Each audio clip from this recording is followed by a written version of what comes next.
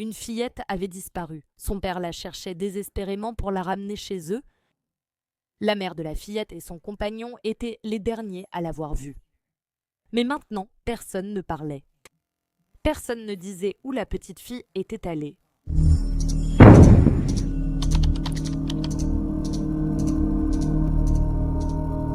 Bienvenue ou bon retour.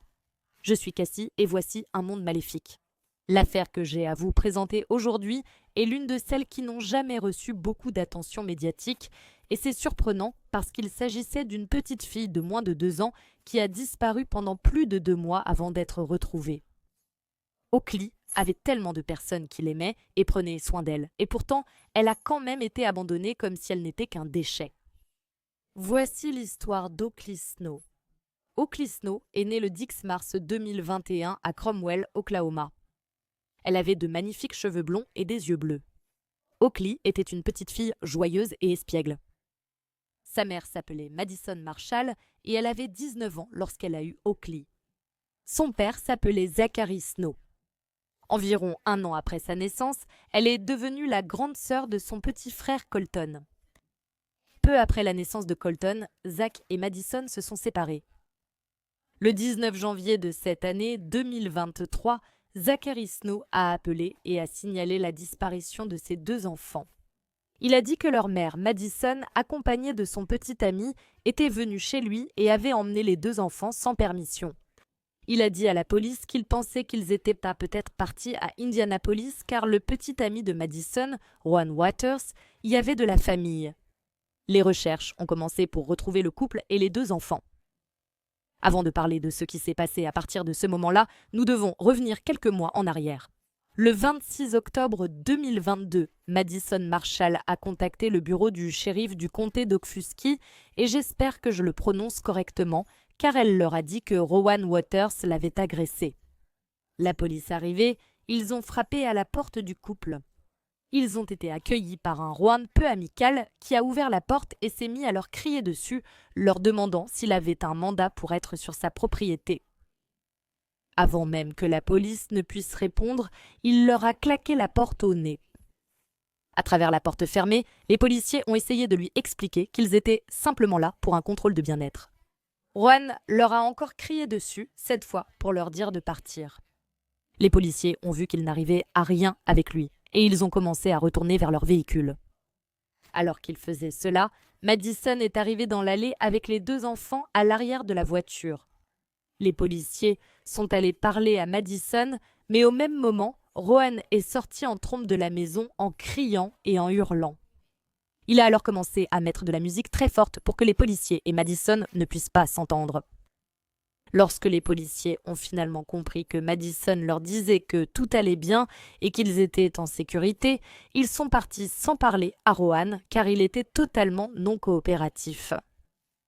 Ce jour-là, Madison est partie chez Zach. Quand elle est arrivée, elle a raconté à Zach ce qui s'était passé et Zach a appelé la police pour qu'elle signale officiellement l'incident. Lorsque les policiers sont arrivés chez Zach pour parler avec Madison, elle leur a dit que Rowan avait frappé Oakley à la bouche la veille avec la paume de la main. Elle a dit qu'il avait fait cela parce que la petite fille pleurait. Elle a ensuite soulevé la lèvre d'Oakley et a montré aux policiers la coupure qu'elle avait sous la lèvre. Elle leur a également montré la coupure que Rowan lui avait faite sur la paupière. Elle avait été blessée après l'avoir confrontée pour avoir frappé sa fille et il l'avait giflée. Madison a décidé qu'elle n'allait porter plainte que pour l'agression contre sa fille et non pour l'agression contre elle-même. Le 7 novembre, un mandat d'arrêt a été émis contre Rowan Waters pour maltraitance d'enfants et violence domestique devant un mineur. Voilà, tout est resté ainsi jusqu'au 19 janvier 2023 lorsque Zach a annoncé que Madison et Rowan étaient partis avec les 2 enfants. Comme Zach l'avait prédit, les 2 adultes avaient emmené les enfants à Indianapolis en voiture. La mère de Rowan vivait là-bas et elle leur permettait de rester dans l'une de ses propriétés en location. Pendant leur séjour, elle a acheté de la nourriture, du lait infantile et les a aidés. La maison où ils avaient emménagé était réputée pour le trafic. C'était un endroit bien connu où les gens venaient traîner et consommer de la drogue ensemble. Quand ils ont emménagé pour la première fois, la sœur de Rowan, Kiona, venait souvent leur rendre visite. Cependant, une fois, elle est entrée dans la maison et elle a remarqué qu'Oakley avait pas mal de bleus. Quand elle a dit cela, Rohan s'est mise incroyablement en colère et lui a dit de quitter la maison. Si ça, ce n'est pas suspect. Le 9 février, la mère de Rohan a reçu un appel d'un des amis de Rohan qui s'appelait Chad. Chad avait appelé pour lui dire que Colton, le petit frère d'Oakley, avait été abandonné par Madison et Rohan et que l'enfant était avec lui. La mère de Rohan l'a appelé pour savoir ce qui s'était passé. Rohan lui a dit qu'Oakley s'était cogné la tête en sautant sur un ballon et qu'ils avaient dû l'emmener à l'hôpital. Elle se demanda pourquoi, au fond d'elle, il n'avait pas simplement emmené Colton aussi, mais elle ne posa pas la question à ce moment-là. La mère de Rohan est partie chercher Colton. Elle l'a ensuite amené à Kiona, car elle allait s'occuper de Colton jusqu'à ce que son père biologique, Zach, vienne le chercher. Kiona dit que lorsque Rohan et Madison sont finalement revenus plus tard dans la journée, ils étaient seuls et Oakley n'était pas avec eux. Ne voulant pas déclencher une nouvelle grosse dispute familiale, elle n'a rien dit sur le moment et est simplement partie. Elle a ensuite contacté la protection de l'enfance pour signaler son frère. Nul ne savait où était Oakley alors. Du moins, personne qui en parlait. Rohan et Madison étaient aussi partis et personne ne savait où ils étaient allés. On a vite découvert qu'il n'y avait aucun hôpital dans la région qui avait une trace de l'admission ou de la visite d'Oakley.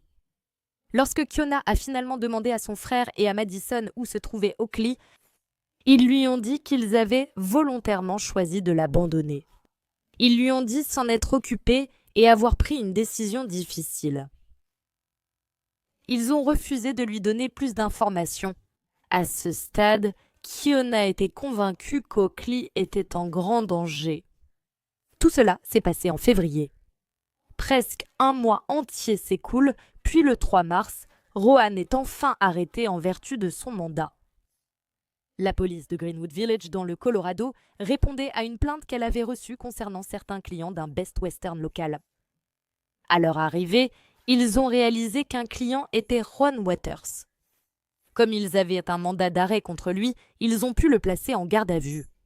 Les agents savaient que Madison séjournait également à l'hôtel, mais à ce moment-là, ils ont déclaré qu'ils n'avaient aucune raison de la détenir aussi.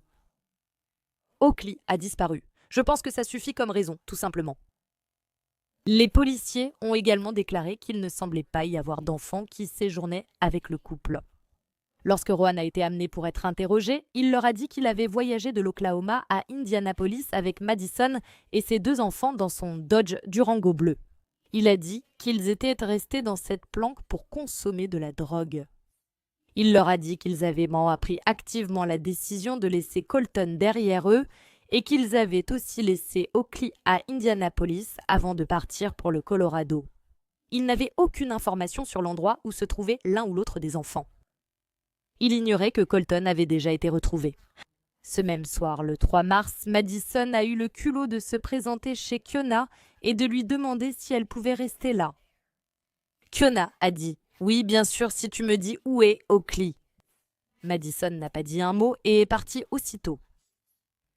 De retour à Indianapolis, une voisine ayant vécu près de Madison, Rohan et des enfants a parlé à la police. Elle leur a dit qu'au début du mois de février, elle avait vu Madison et Rohan quitter la maison avec ce qui ressemblait à un enfant enveloppé dans une couverture. La témoin a déclaré que l'enfant ne semblait ni bouger, ni pleurer, ni parler. Comme Rohan ne donnait pas beaucoup d'informations, la police interrogeait également d'autres personnes.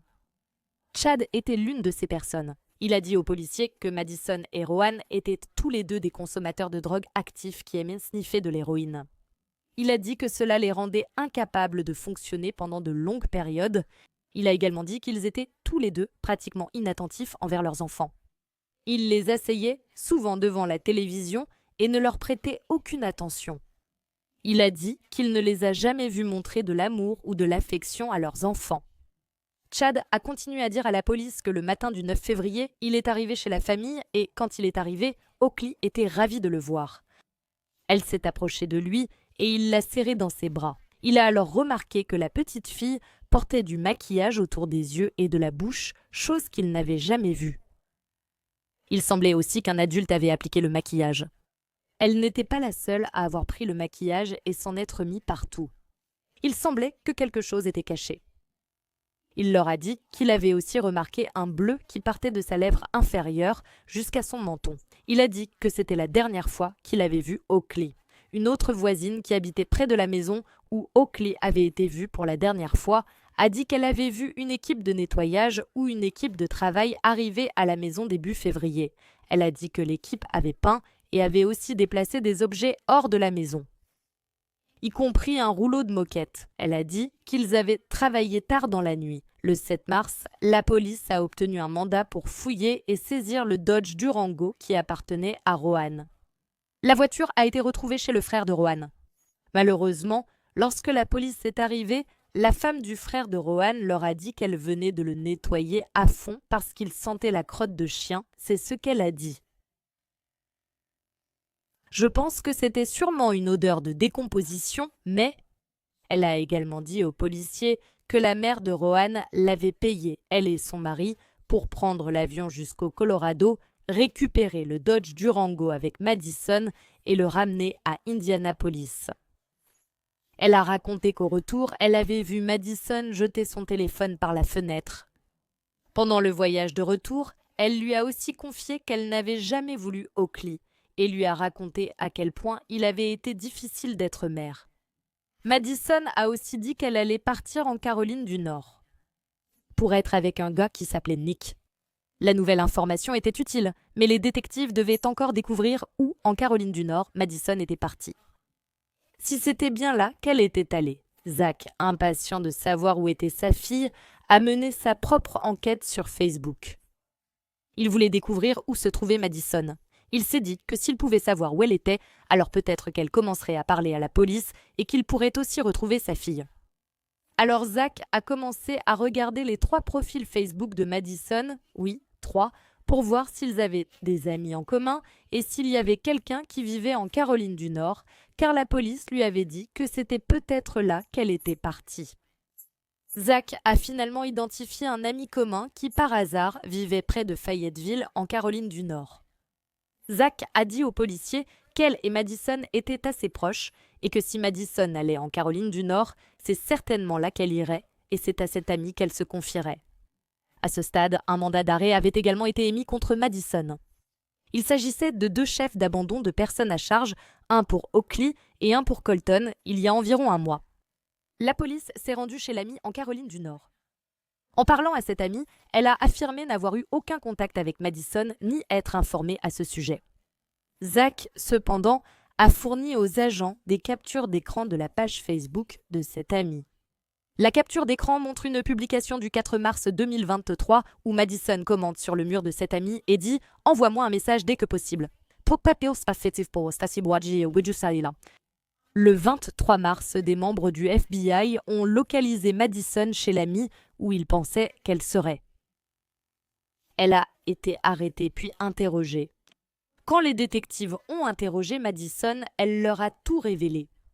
Elle leur a d'abord parlé de la maltraitance d'Oakley par Rohan.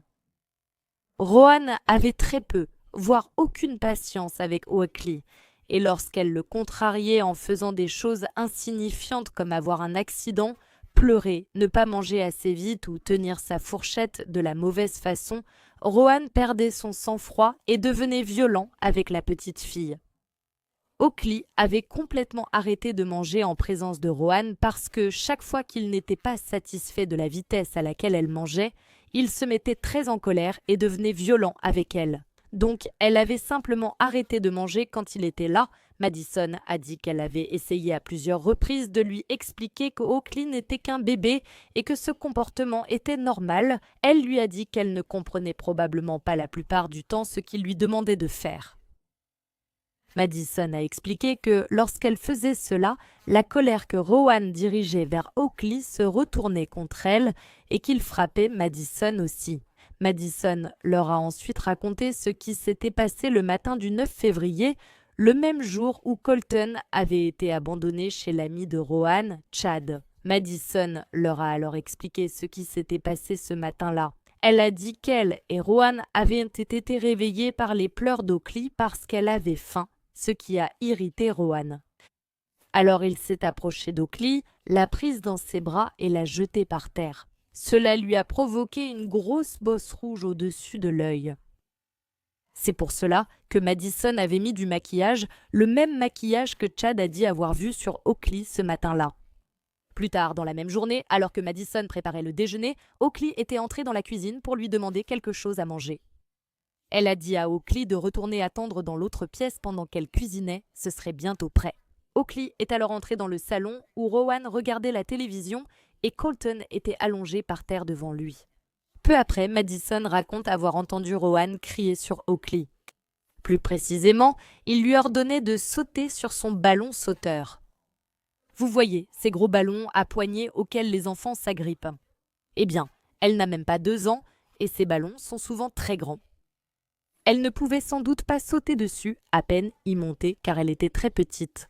La voix de Rowan devenait de plus en plus forte et en colère alors qu'il continuait à lui crier de sauter sur le ballon. Pourquoi c'est si important pour cet homme? Je n'en ai aucune idée. Madison a dit qu'elle lui a crié plusieurs fois de se calmer et qu'Oakley ne savait probablement pas ce qu'il disait. Elle avait déjà dit que défendre Oakley entraînait des reproches, mais cette fois, elle n'a pas mentionné que cela s'était produit. Donc je ne sais pas. Après la 5e fois où il a crié le plus fort, Madison a dit qu'elle avait finalement arrêté ce qu'elle faisait et qu'elle était allée dans le salon. Elle a vu Oakley sur le ballon avec Rowan au-dessus d'elle. Rowan a vu Madison et lui a crié dessus, lui disant de quitter la pièce. Il s'est ensuite rassis sur le canapé. Madison dit qu'elle pensait que, puisqu'il s'était rassis sur le canapé et qu'il ne disait plus rien à Oakley, tout allait bien. La situation était terminée. Elle a dit qu'elle n'avait rien entendu venir du salon pendant environ 10 minutes, puis elle a entendu Rowan crier son nom 2 fois. Elle a couru vers le salon et elle l'a vu tenant Oakley dans ses bras, inerte.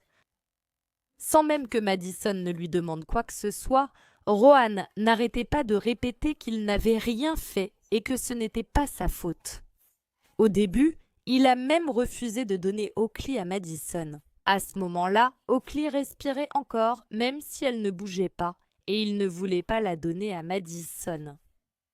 Je ne peux même pas imaginer que votre enfant soit allongé là et que vous ne puissiez pas l'aider ou être là pour lui parce que cet homme vous dit non.